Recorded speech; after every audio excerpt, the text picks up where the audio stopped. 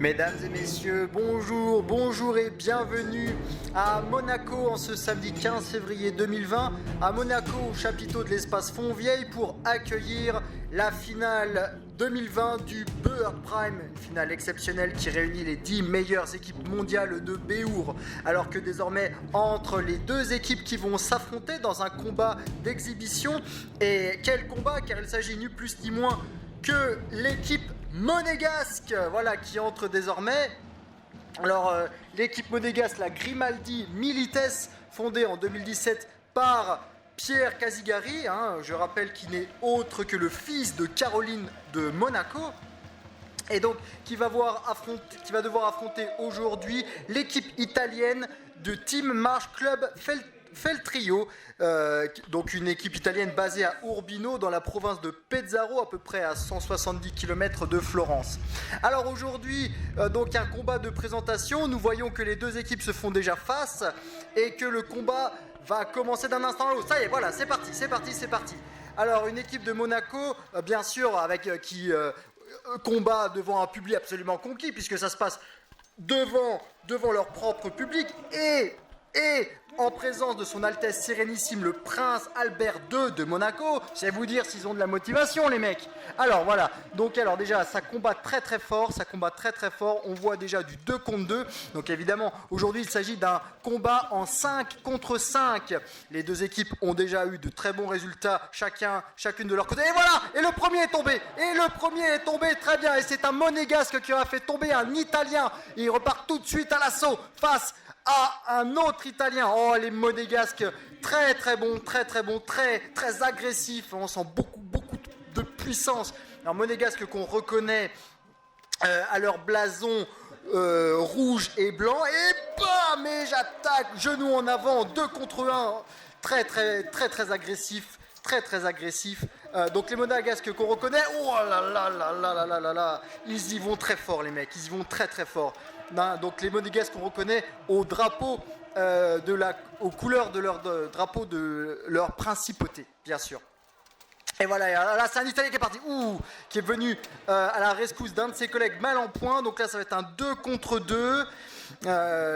Donc je rappelle que un round dure 10 minutes, sauf si tous les combattants d'une équipe se retrouvent à terre. Et voilà, un Italien, on en parlait, qui justement se retrouve à terre, auquel cas où un des combattants d'une équipe se retrouverait seul face aux autres, et encore un qui tombe à terre, les arbitres suspendraient tout de suite la partie. Les arbitres donc qu'on reconnaît leur tenue jaune, bien sûr. Pourquoi jaune? Pour être sûr qu'ils ne se prennent pas un coup de massue sur le bourre-pif. Et voilà, c'est exactement ce que nous disions. Il ne restait désormais plus qu'un seul Italien à combattre. Donc tout de suite, les arbitres ont indiqué la fin du premier round. Donc c'est une victoire monégasque pour ce premier round. On imagine la ferveur qui doit animer le public. Donc la victoire sera au monégasque s'il remportait le deuxième round. Mais certainement que les mecs, ils doivent être bien remontés, ils doivent avoir la foi. Voilà. Donc alors, les deux équipes se remettent en place, les Italiens ont le temps de souffler un petit peu. Voilà, les monégasques qui trépignent d'impatience, qui en veulent, ils veulent y retourner, et c'est reparti. Alors, on va voir si les Italiens vont faire mieux. Mais voilà, les monégasques, vraiment, c'est une équipe en puissance, qui a de très grandes ambitions, puisque elle a gagné, le 26 janvier 2020, elle a remporté le championnat de France, le tournoi de l'an, elle a remporté la première place. Donc une équipe, bien que jeune, elle n'a que 3 ans, une équipe tout à fait en puissance. Alors c'est parti, pas encore de combattants à terre, mais certainement que ça ne saurait tarder.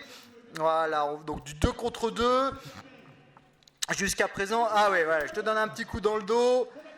Et là, on a un 2 contre 2 au milieu du ring. Alors, qu'est-ce qui se passe?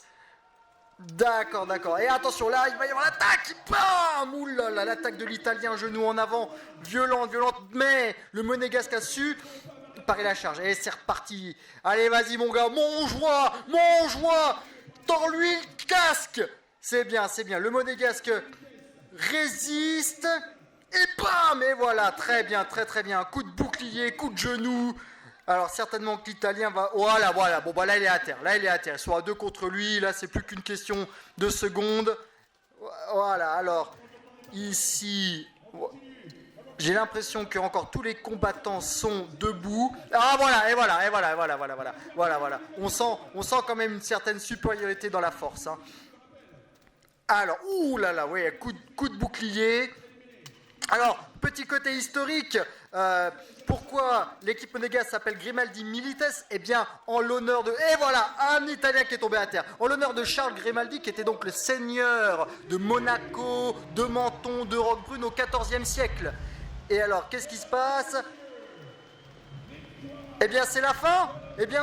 Tout simplement, c'est la victoire. C'est la victoire monégasque. Bravo à cette équipe monégasque donc, qui rencontre ce combat d'exhibition face aux Italiens. Ah, bravo. J'imagine que son Altesse Sérénissime, le prince Albert II de Monaco, doit être très contente, que les Monégasques doivent être ravis et qu'une ambiance tout à fait exceptionnelle règne au sein du chapiteau de l'espace Fontvieille. Voilà. Les combattants monégasques qui se font désormais, italiens qui se font désormais récompensés pour leur courage, pour leur bravoure. Bravo aux combattants des deux équipes, hein, mine de rien. Les deux ont porté l'armure, les deux ont combattu vaillamment. Et voilà, les combattants monégasques qui reçoivent leur médaille, une médaille amplement méritée. Voilà, une victoire monégasque. Merci à vous de nous avoir suivis. Au revoir.